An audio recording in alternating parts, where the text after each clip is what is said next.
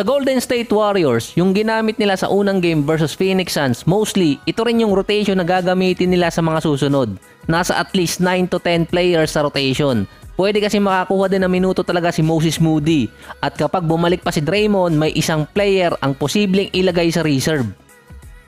Nasa lineup yung dalawang rookie nila pero hindi pinalaro. Ito si Trayce Jackson-Davis at si Brandon Podziemski. So hindi ko alam kung tama yung bigkas ko sa pangalan niya. Si Trayce Jackson-Davis, second generation player na siya. Anak kasi siya ni Dale Davis. Yung player dati ng Indiana Pacers na nakalaban ng Lakers sa 2000 Finals. Naglaro din siya sa Portland. Si Dale Davis din naglaro ng isang season sa Golden State. Ito yung post-prime na siya. Si Dale Davis din ang naging all-star dati na nag-average ng 10 points at 9 rebounds per game noong 2000. Base kay Coach Steve Kerr, ang plano talaga nila ipadala sa G-League team sina Jackson Davis at Brandon Podziemski. So tulad ng ginawa nila dati sa kanilang mga rookies, gaya na rin kay Kuminga at Moses Moody. Kapag wala sa rotation, nilalagay talaga nila sa G-League para hindi masayang din yung oras. Doon kasi talaga nag-i-improve yung mga player nila at meron na silang track record doon. Kapag pagkukumparahin mo yung dalawang rookie ng Golden State ngayon, makikita mo agad na mas i-improve nila si Brandon kumpara kay Jackson Davis. Dahil sa preseason, may traits ng triple-double average si Podziemski at sa ibang mga fans, mababa yung average na to para sa season or preseason pala. 24 minutes, almost 7 points, 5 rebounds at 5 assists per game. Sinabi rin dati ni Brandon nung kakadrop pa lang niya dito ng Golden State, future triple-double player siya ng NBA. Ang unang pumasok na player ko na pwede mo maikumpara dito kay Podziemski, si Lonzo. Dahil inimprove talaga si Lonzo noon pero meron kasi siyang ibang arsenal. So ito muna ang background para kay Brandon Podziemski. Nagmula siya ng Greenfield, Wisconsin. Sa isang article, si Brandon sinasabing may natural talent or natural gift sa basketball. Wala kasing NBA player sa pamilya niya, hindi rin naman niya gusto dati ang basketball. Wala din siyang connection sa kahit sinong basketball player dati. Ang main sport talaga ni Brandon, baseball. Kaya siya lumipat ng ibang sports nung 8th grade dahil habang nanonood siya ng basketball game sa TV, nakita niyang fast-paced yun kumpara sa basketball. Yung ibang kwento pa mula sa pamilya niya, tinamad na siyang maglaro ng baseball dahil mas madali at boring, wala na rin challenge. Doon niya sinubukan maglaro ng basketball at tinuloy niya.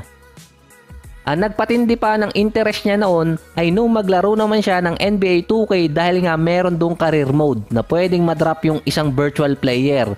Base mismo din sa tatay nitong si Brandon, gusto niyang mag-fail sa basketball ang anak niya para ituloy sa baseball naman. Multi-sports talaga si Brandon dahil naglalaro din siya ng American football. Pero yung baseball ang pinaka-main sports niya. Kaya naman nasabing natural gift sa basketball dahil hindi naman nila alam na gaganda pala yung karir niya doon. Na-develop pa siya nung dumating ng high school dahil 6'3", 190 pounds ng sophomore year. Sa AAU, naging kakampi naman niya si Patrick Baldwin, yung kinuha dati ng Golden State na former top-rank player na dahil sa injury bumagsak yung ranking. Kasama din siya sa trade package ni Jordan Poole papuntang Wizards. Si Brandon naman, member ng Class of 2021. Sa high school, hindi rin siya naglaro nung freshman year talaga niya. Nagsimula siya nung kanyang sophomore year. Nag-average pa siya noon ng 22 points at 9 rebounds per game. Naging all-state member pa siya. Sa junior year niya, tumangkad siya ng 6'4" na meron namang average na 27 points, 9 rebounds at naging member ulit ng All-State. Sa senior year, napili siya bilang Mr. Basketball na magkaroon siya ng 35 points, 10 rebounds, 5 assists at 4 steals per game. Nasa 4-star recruit noon si Brandon. Ang listed height talaga ni Brandon sa NBA nasa 6'4" or 6'5". Pero sa senior year niya sa high school, tinag na siya noon na 6'6". Nire-recruit din siya noon ng Kansas, Kentucky at Wake Forest pero pinili niya ang Illinois. Sa freshman year niya sa Illinois, 16 games lang siya, limited minutes pa. Ang naging dahilan noon, kasama kasi niya sa team karamihan senior so hindi talaga siya mabibigyan ng playing time. Nang sumunod na taon, agad siyang lumipat ng Santa Clara at naging kakampi ang older brother ni Christian Braun ng Nuggets. Ang sinabi naman dahilan noon ni Brandon kaya siya lumipat, ayaw niya maging 20 years old na bangko.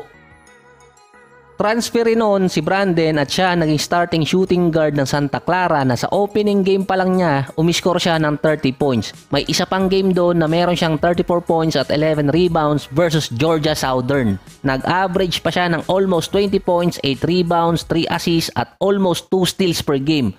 43% pa siya sa 3-point area at almost 3 per game din ang ginagawa niya mula sa beyond the arc. Sa mock draft naman ng 2023, kasama talaga siya sa top 30 sa board. Pero napaaga kasi ang pagpili sa kanya ng Golden State bilang number 19 dahil sa mga sagot niya sa interview. Minsan may impact din talaga yon. Nagustuhan din ng ibang mga fans ang pagkakapili sa kanya. Bago din yung NBA draft, kasama siya sa best 3-point shooter sa 2023 class. Nanalo pa siya ng Conference Player of the Year. Sa Summer League, nag-struggle talaga siya doon. Mula sa percentage, points per game, hindi rin siya ganong ka-athletic kumpara sa mga kasama niya doon. Hindi rin ganong kagaling sa depensa, hindi rin magaling tumapos ng play, pero part of the process yun sa isang player. Dahil merong nakitang iba yung mga analysts at kahit yung team ng Golden State. Dahil sa NBA ngayon, kailangan mo multi-dimensional player na. So sa preseason, ginawa rin kasi niya ito. At sa Summer League, nasa 9 points pero almost 7 rebounds at 6 assists per game. Nasa positional size kasi itong si Brandon na nakikitang magkakaroon ng impact sa Golden State. Mga guards kasi ang andon. Ang height niya pa nga nasa pagitan ng 6'4 hanggang 6'6. Kahit si Coach Steve Kerr, sinabing merong skill set si Brandon kaya nila pinili yung scoring at percentage, magagawa nila ng paraan yon, katulad din ng kay Wiggins dati. Sa Warriors, doon din naman naging efficient talaga si Wiggins bilang isang player. Base din kay Coach Steve Kerr, yung ball handling at magaling sa pick and roll si Brandon. Nakalimitan ginagamit na play yon sa NBA kaya nga dati meron silang player na tinrade or hindi ginamit dahil nagkaka-issue sila sa pick and roll. Hindi rin alam ni Coach Steve Kerr kung saan ilalagay talaga si Brandon na position, 1 or 2, dahil pwede siyang ilagay sa loob ng court at kahit sino ang kasama niya. Yun ang assessment ni Coach Steve Kerr dahil nga multi-dimensional player si Brandon. Sa mga comment dati nababasa ko para daw di umanong Donte DiVincenzo, ito si Brandon, pwedeng pamalit. Si Donte kasi 3&D player na college pa lang. Si Posemski mas all-around player, mas madedevelop siya bilang player sa dahilan na rin kasama niya ang dalawang best shooter ng NBA, si Klay at si Steph. Kasama din niya si CP3 na best point guard din sa ngayon so far. Kasama din niya si Draymond Green, huwag niya lang aasarin. Sa scouting report, pick and roll player talaga ito si Brandon. Yung kay Draymond na role ang malapit na maging backup siya kumpara kay na Steph, Klay or Wiggins.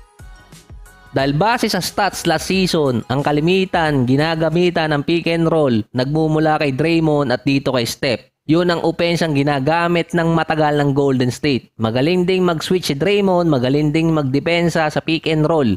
Kaya naman Lonzo yung nabanggit ko kanina dahil sa improvement ng shooting. Ibig sabihin, hindi imposible yung kay Brandon. Yung all-around skills, magagamit niya sa Golden State. Kung si Steve Kerr pa rin ang magiging coach nila next season dahil expiring contract na. So hindi ko alam kung paano tatapusin ang episode na to. Kaya ganito na lang, bigla na lang mawawala.